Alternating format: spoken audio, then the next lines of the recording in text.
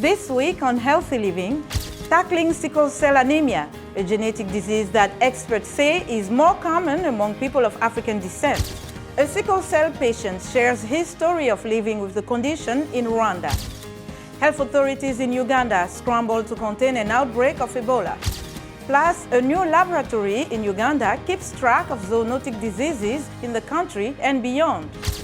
We'll have these stories and more in this edition of Healthy Living.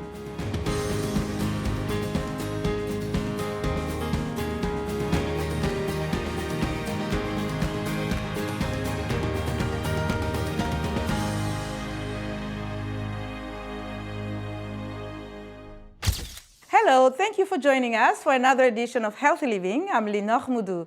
It is a disease that can rob children of their childhood. Sickle cell disease or sickle cell anemia is an inherited blood disease that causes a healthy rounded red blood cell to become rigid, sticky, and to fold up like a sickle or crescent shape. These cells reduce blood flow throughout the body, creating pain, damage to vital organs, and life-threatening health conditions. Sickle cell anemia is one of the most common genetic disorders in the world.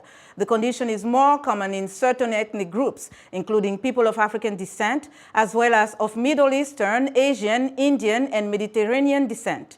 Either both parents must be carrier or one parent has to have the disease. If both parents have trait genes, they have 25% chance to have a child with sickle cell disease.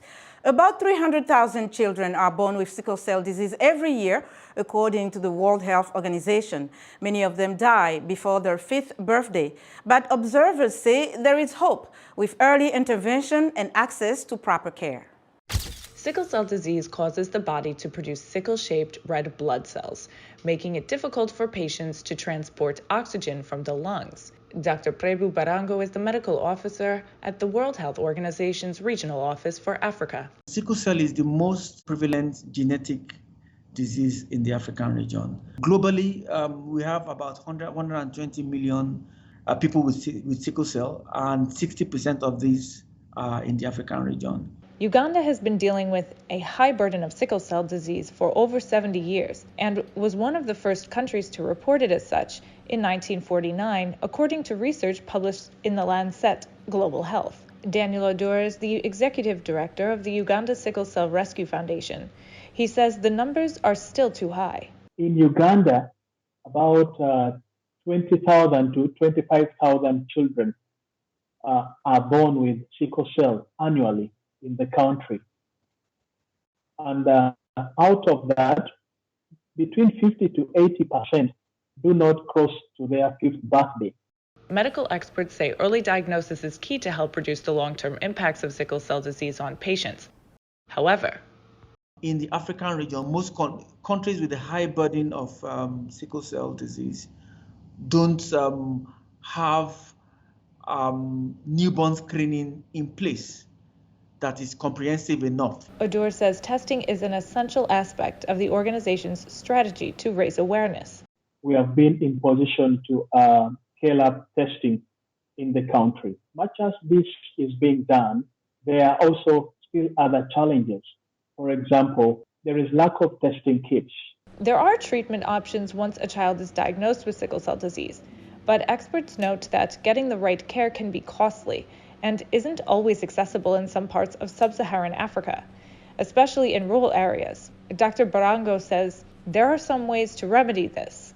To decentralize care to the lowest level of care available, which is the PHC, so that people that live in the rural and peri-urban areas can have access to this early diagnosis. The other is on making sure that hydroxyurea is a medicine that has been shown to reduce frequency of sickle cell crisis, is made more accessible.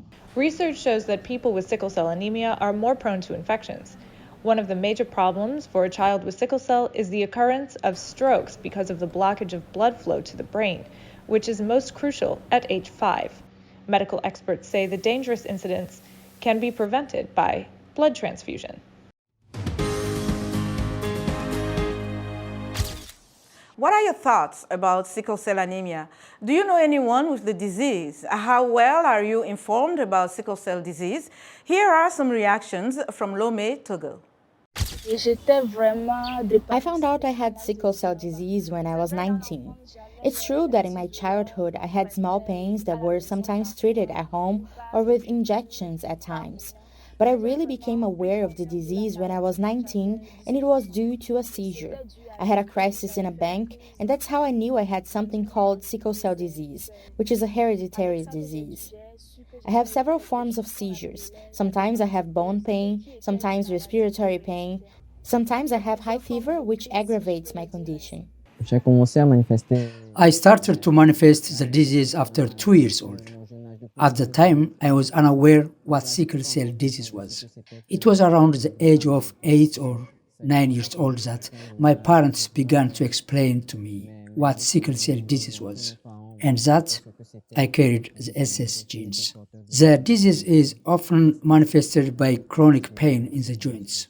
It can be the knees, the hip, but it's always at the level of the bones and the joints. I have an older sister who suffers from sickle cell disease. Often, when she has her episodes, I don't know what to do to soothe her because she's in pain. We go to the hospital, but we also need to have the financial means because in the hospital we have to pay first before being treated. To accompany her, I often make sure that she wraps herself well before going out. When it's cold, she can also have issues when she's too hungry, so you have to make sure she eats on time. Dr. Mustafa Abubakar Jamda is professor of community medicine and public health at the University of Abuja in Nigeria. He shares some insight on sickle cell anemia. The treatment options are usually conservative.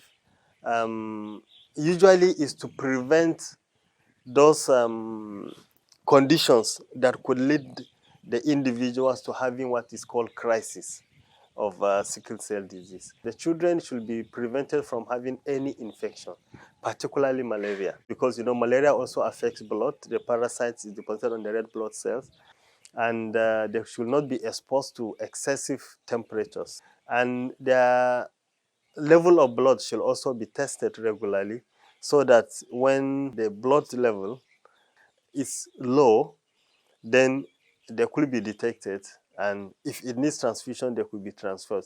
Otherwise, they could be given some supplements that could aid them in increased production of their red blood cells, because they have increased destruction as a result of the sickle shape of the blood cell.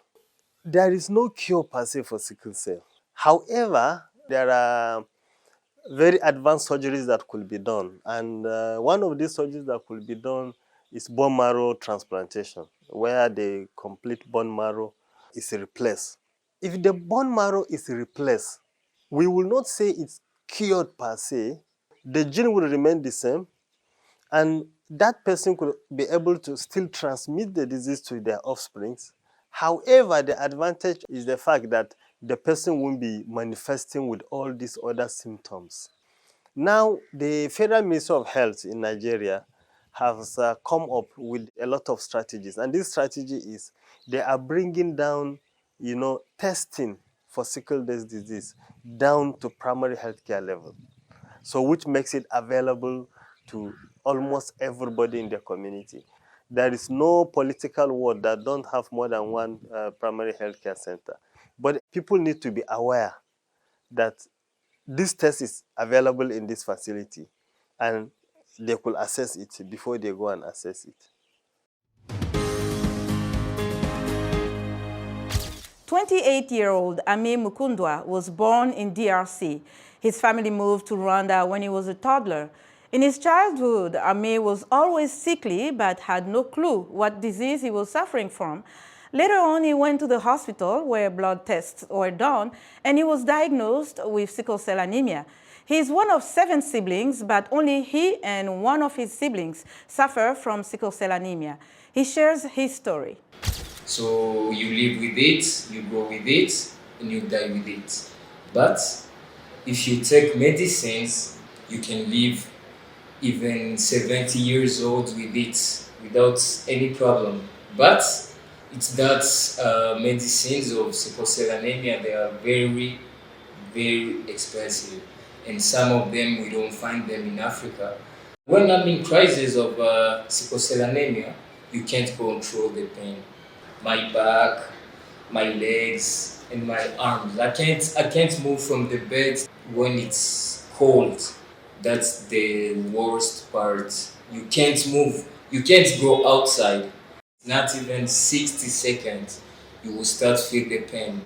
There is a big difference between the day before the pandemic of COVID-19 to today. Before, we used to get medicines on a cheap price, and we used to get at any pharmacy. Nowadays, they are very, very hard to get them here.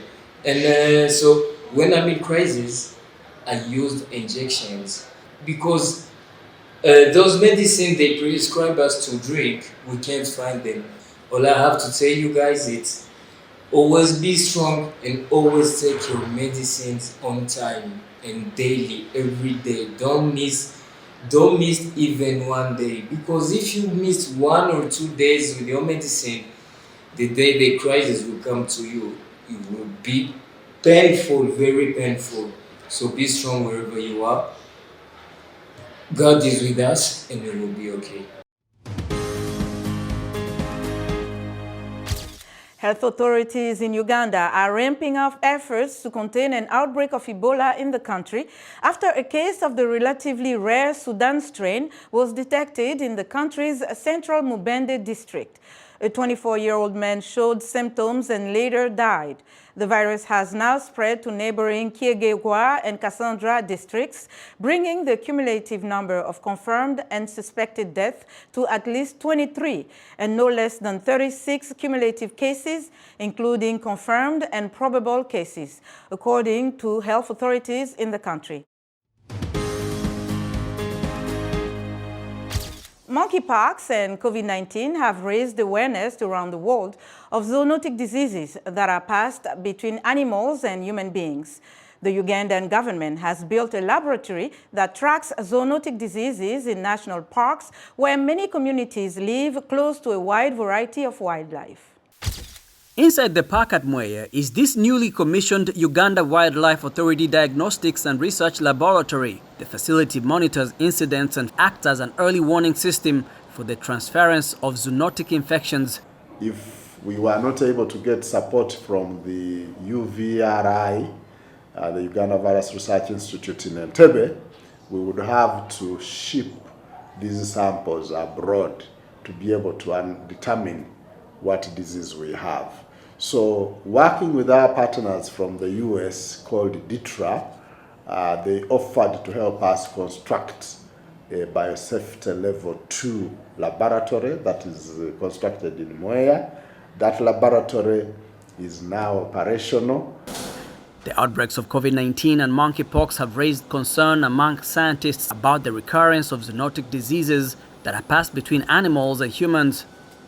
The U.S. Centers for Disease Control says more than half of all human infections, such as malaria, Ebola, and SARS, are zoonotic in origin. We can do diagnosis. 2, we can do forensics. We are developing a pipeline for forensics, especially for wildlife, and then we do research. A tourist died due to Marburg in Python Cave. So we are doing a study to follow up on those bats to see how far do they move from the cave to the villages. Experts say as growing populations spill over into previously undisturbed areas of wildlife, the risk of transmission of infections between animals and humans increases. That's our show for today. For more health news, wellness tips, and medical breakthroughs, stay connected to Voice of America at voaafrica.com. You can follow me on Twitter at Linoch Mudu. Until next time, stay well and strive to make every day a healthy day.